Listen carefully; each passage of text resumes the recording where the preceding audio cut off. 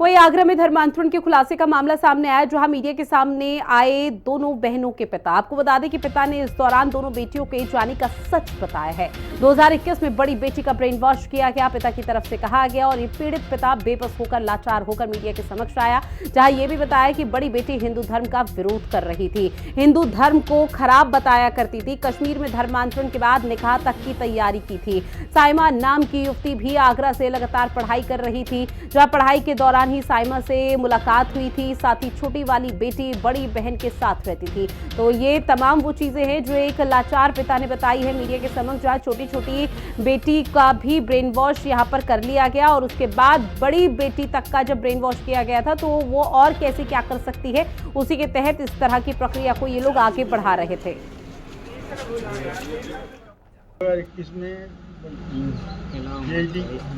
PhD की coaching ले रही थी हमारी बड़ी बेटी, उसके साथ ही वहाँ पर जम्मू कश्मीर की युक्तियाँ पढ़ने आती थी। तो उसमें से एक युक्ति ने उसका धर्म इस्लाम के प्रति उसको पढ़ाया, पढ़ाती रही, लिखाती रही उसको, और उसने उसको धर्म विशेष के लिए अपने साथ जोड़ दिया। और वो हमारी पत्नी से भी उसने कई बार एक दो बार फ़ोन करके कहा कि इस्लाम बहुत बढ़िया है, आप भी देखो। तो उसका पूरा मकसद था कि पूरा परिवार को धर्म परिवेश के लिए प्रेरित करके, बेनमाज करके उनको प्रेरित। जिस तरह से साल 2023 में द केरल स्टोरी के बाद चर्चा और देश में चिंता की लहर बढ़ी, उसके बाद मामला आगरा का। जिस तरह से साल 2023 में द केरल स्टोरी के बाद चर्चा और देश में चिंता की लहर बढ़ी, उसके बाद मामला आगरा का स्टोरी के नाम से एक नया मामला सामने आया है। यह दो बहनों की लापता होने की कहानी नहीं, इसके पीछे अंतर्राष्ट्रीय साजिश, विदेशी फंडिंग और कठोरता की पूरी कहानी का पर्दाफाश आगरा की पुलिस ने किया है, जिसमें यह किस तरह से यह पूरे मामले को लेकर ब्रेकआउट किया गया। हालांकि इस पूरे मामले को लेकर जो पंजाबी परिवार की बेटी दयालबाग की किम्स कॉलेज में पढ़ती थी, उसकी मुलाकात साइमा नाम की जम्मू कश्मीर की एक महिला से हुई। उसके बाद वह इस्लाम और कंटरफर्स की बातों में आकर जिस तरह से उसको जम्मू बुलाया गया, उसके बाद उसे मुश्किल पुलिस की मदद से उसे वापस लाया गया। उसके बाद 4 मार्च को उसकी बड़ी बहन के साथ छोटी बहन भी उसके साथ गई। इसके बाद इस तरह से कहानी आगे बढ़ी और 41 दिन बाद इस पूरे मामले में अपहरण का मुकदमा दर्ज हुआ। उसके बाद पुलिस ने आगे की कार्रवाई की। इस पूरे मामले में 6 राज्यों के करीब 10 लोगों को पुलिस ने गिरफ्तार किया है। आगरा पुलिस की कार्रवाई के साथ तमाम टीमें लगाकर इस पूरे मामले को बड़ी प्राथमिकता से लेकर इसमें कई टीमें लगाकर इसे गंभीरता से जांच की जा रही है। इस पूरे मामले को लेकर इसमें किन लोगों के नाम सामने आए हैं, इस मामले में अन्य लोगों भी इसमें सामने होने की बात भी सामने आ रही है। अब देखने वाली बात है पूरी टीम है कितने लोगों के नाम और सामने आते हैं, ये देखने वाली बात होगी। आगरा से कृष्णा त्यागी, हिंदी खबर। और राजधानी लखनऊ से मेरे सहयोगी लालचंद हमारे साथ लाइव बने हुए हैं। लालचंद, चूंकि देखिए झांगुर के इस पूरे मामले से जुड़े हुए कई कनेक्शन, कई तार सामने आ रहे हैं, लेकिन अब जाकिर नाइक से भी कनेक्शन यहां पर जुड़ गया।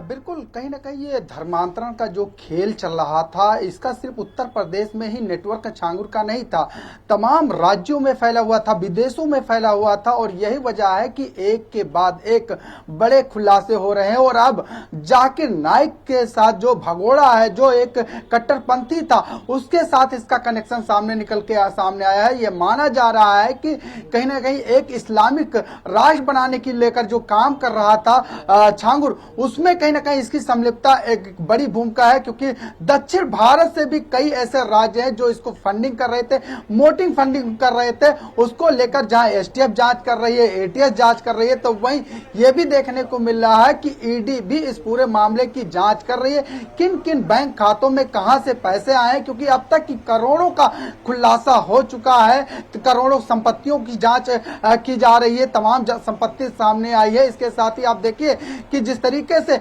जो हिंदू बहन बेटियां थी और लड़कियां थी, उनको किस तरीके से डराया जाता था, धमकाया जाता, बरगलाया जाता था, पैसे का लालच दिया जाता था, उसको लेकर भी कहीं ना कहीं ये जो धर्मांतरण का खेल चल रहा था, ये बड़े स्तर पर चल रहा था। इसमें अभी अधिकारी भी शामिल हो सकते हैं, नेता भी शामिल हो सकते हैं, और इसमें कई ऐसे बड़े और चेहरे हैं जिनका खुलासा होना बाकी है। यह माना जा रहा है जाकिर नाइक के बाद कई और ऐसे नाम सामने आएंगे जो चौंकाने वाले होंगे, क्योंकि इसमें कई लोग जो है अभी हाल फिलहाल में एक मूवी आई थी द केरला स्टोरी, उसमें बहुत से लोगों की तरफ से बवाल काटा गया था कि किस तरह से झूठ परोसा जा रहा है, लेकिन शायद जिन लोगों की तरफ से ये कहा जा रहा था कि द केरला स्टोरी मूवी में झूठ परोसा गया है, केरल में कभी कुछ ऐसा हुआ ही नहीं, धर्मांतरण का इस तरह का घिनौना खेल चला ही नहीं, वो शायद उत्तर प्रदेश का ये मामला बहुत अच्छे तरीके से समझ सकते हैं।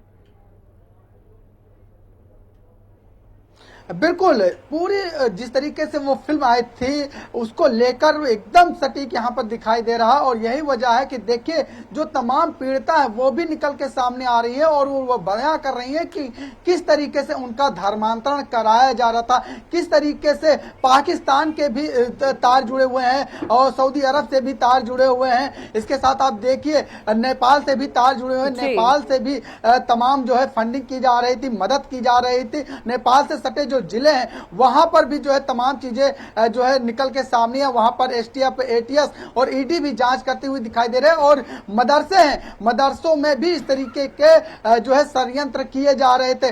जो मिशनरी है उन वहां के युवाओं को भी बरगलाया जा रहा था, वहां पर भी पूरे पैठ बनाई जा रही थी।